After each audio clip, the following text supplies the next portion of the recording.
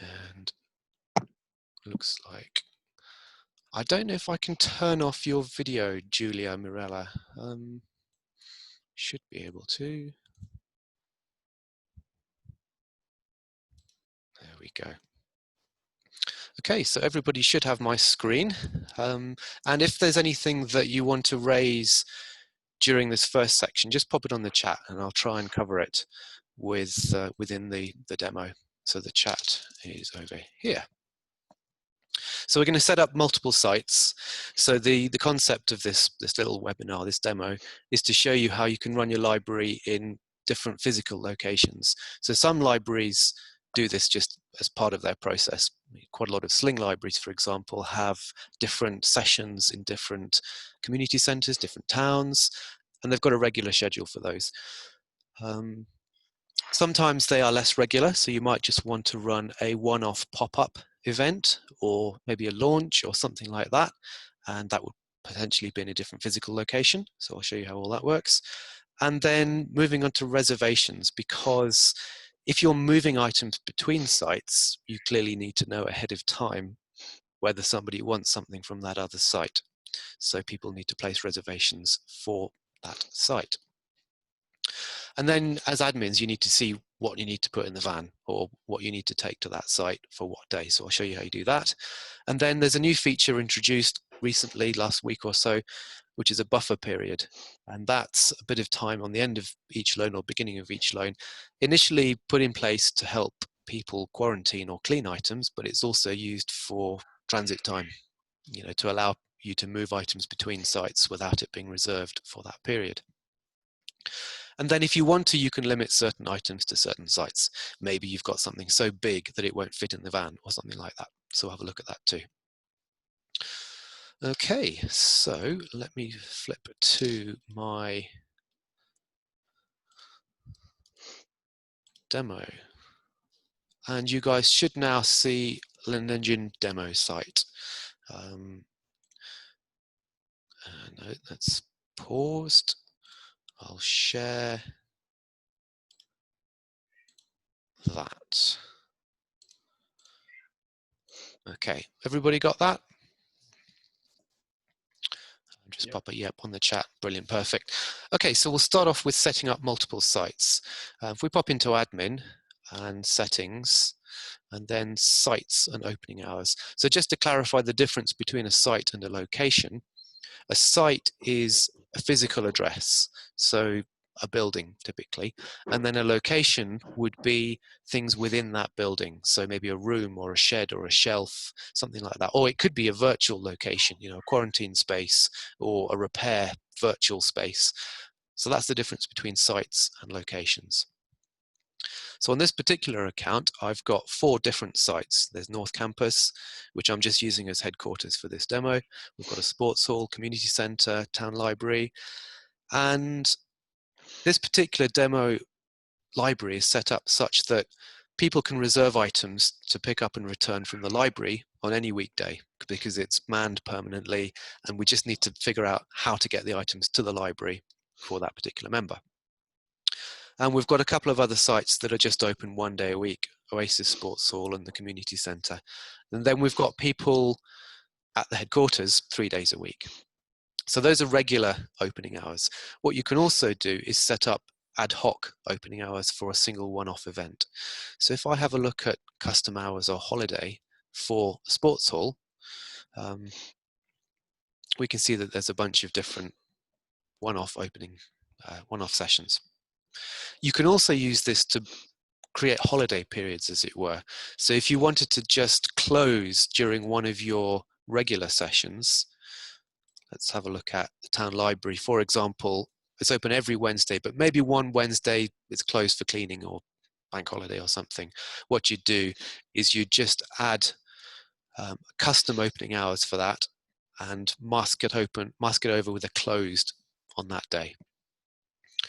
I won't dwell on that too much because it's not something to do with multi-site, but it's about opening hours.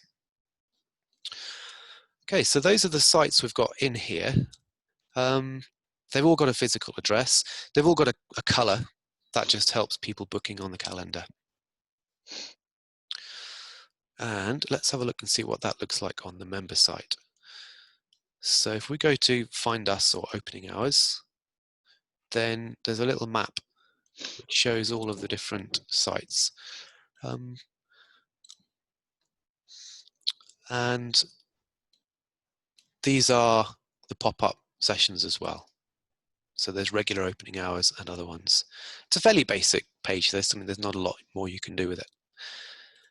If we go to an item, let's have a look at this leaf blower, for example. And if we click to borrow or reserve, this is when we can see all the sites and their opening hours on the calendar. And at the bottom, there's a little key, so you can see which site is which. Town Library's open every day of the week, this green one. The grey one is only open 3 days a week. And normally the sports hall is open every Saturday, but I've created a one-off event for the 14th here. So that's a single event. Okay, let's have a quick look at events as well. We'll have a look at that pop-up library session. It is the 16th of June for the sports hall. And because I've upgraded it to actually an event as well as a one-off opening hours, it appears on the calendar here, which is quite handy. Normal opening hours don't appear on your event calendar because they're not special events. Let's reserve an item. We might as well reserve this leaf blower. So we've got a quick question there. With the map, can users choose which site is closest to them? Not at the moment, but there's a lot of potential for the opening out of the site page.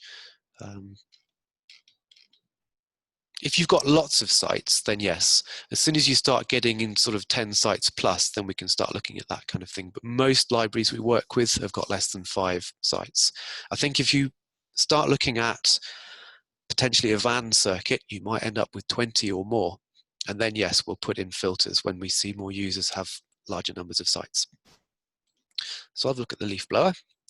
And let's say I would like to reserve this for a couple of weeks' time.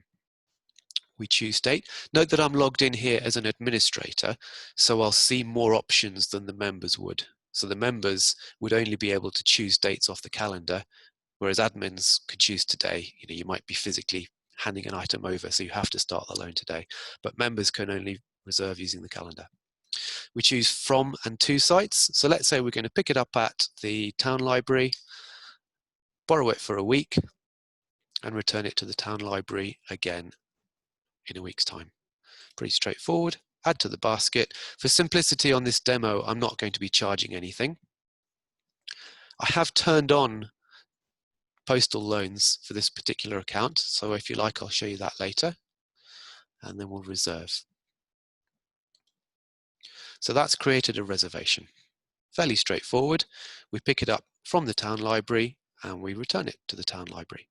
And we can actually choose that too, choose to change that too. So we could choose a new return date, and instead of from library and to library, we could return it to the Redland Community Centre and confirm. So now we're picking up from one site and returning to another site. Fiona's asking, can you restrict loans to a particular site? You can restrict items to a particular site, yes, and I'll show you that later. And if that doesn't answer your question, we'll dig into it in a bit more detail. So that's a reservation for a particular site in the future. Let's go and admin and have a look and see what these look like. Loans, all. And we can see that we've got 3 loans recently. And because the item's been reserved for a location that it's not currently in, the system says it needs moving.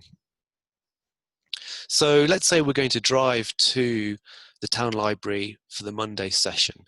What we need to do is find all of the loans that are due to come out from the town library on Monday. So what are we with June the 15th? So the leaf blower and a balance bike need moving from North Campus. If I wanted to restrict it further, I could show only the items that wanted moving from where I am today. And then that's essentially your list of what you need to pack in the vehicle. What are we going to think about next? The concept of a van. So that's not a physical location because it's moving around.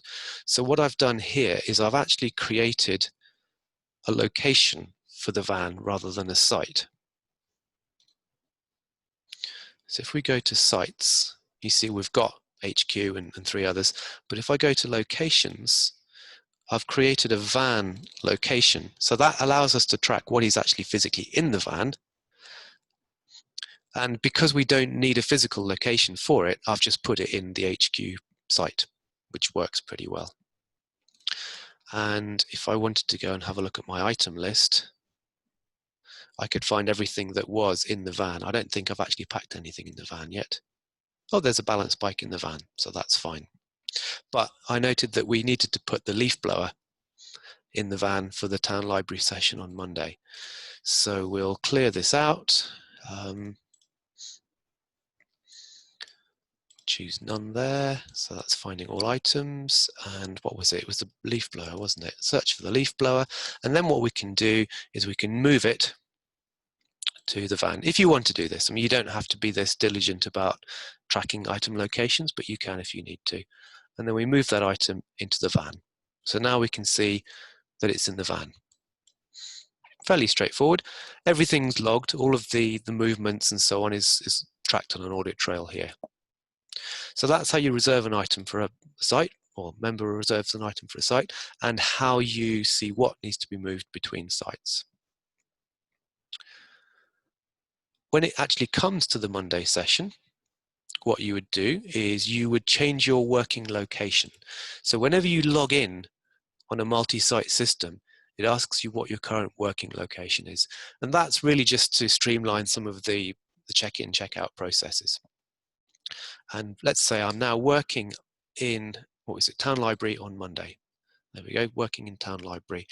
And I would wait until my people arrived. So we'll have a look at the reservations, and let's say the person has come to collect the leaf blower. Sally Jones, leaf blower. From the 15th, Town Library, all good.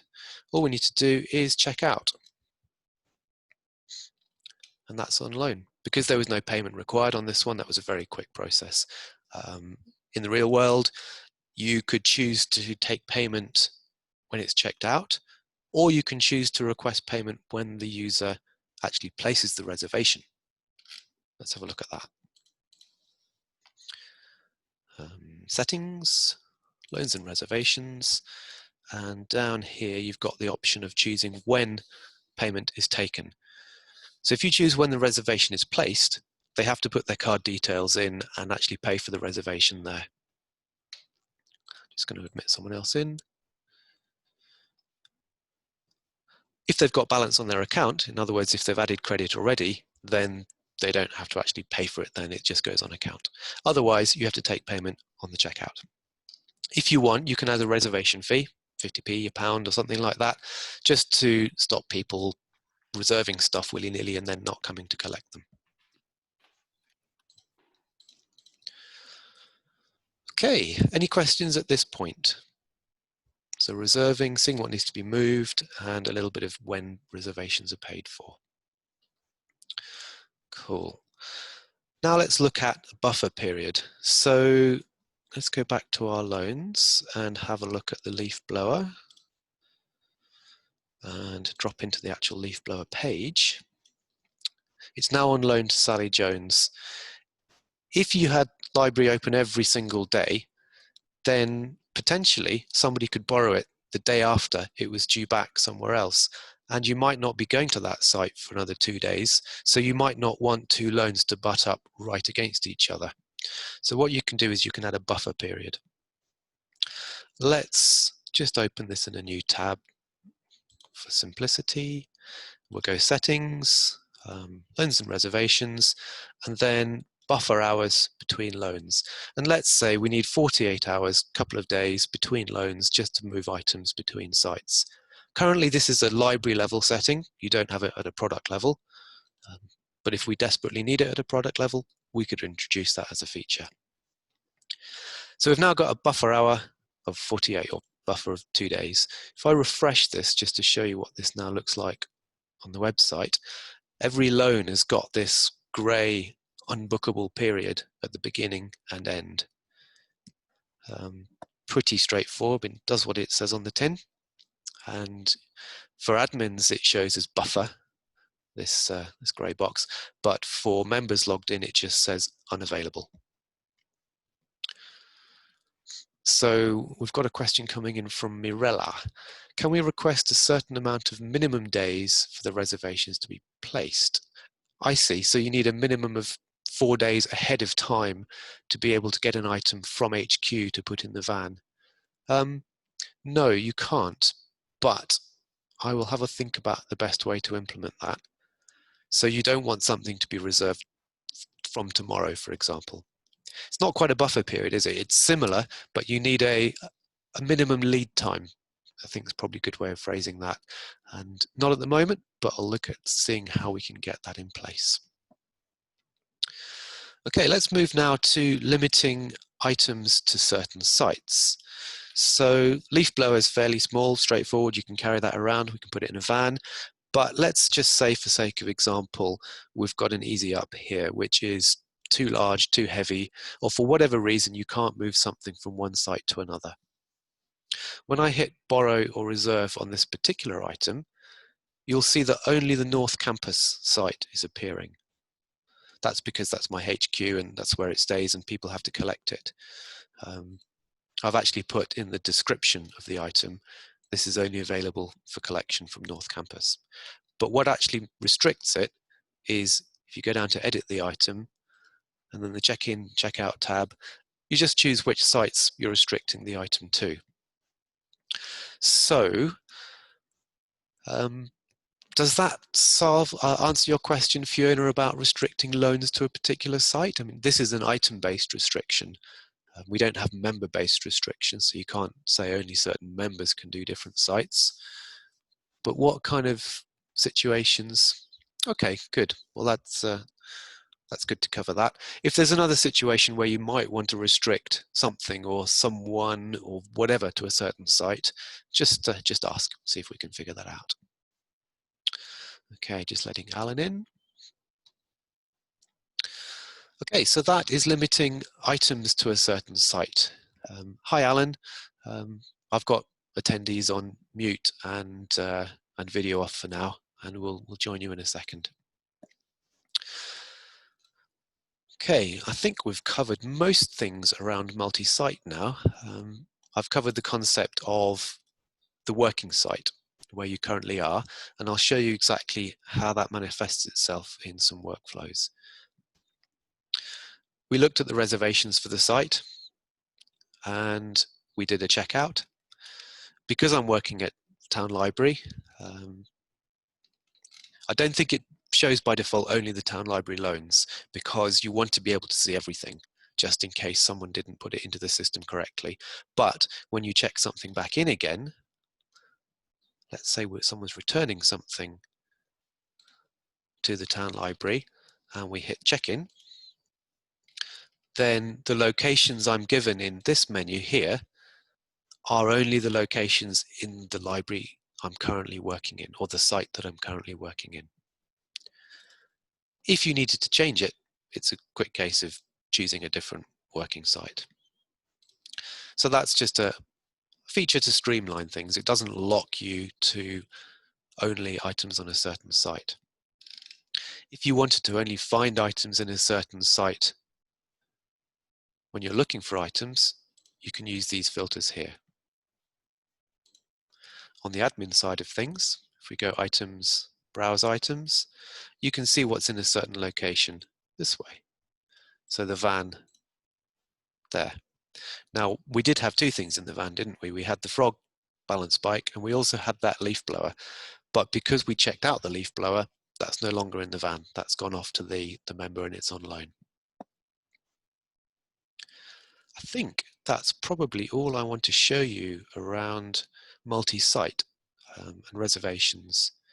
So what I'll do is I'll just stop the video there and we'll open it up for some more questions.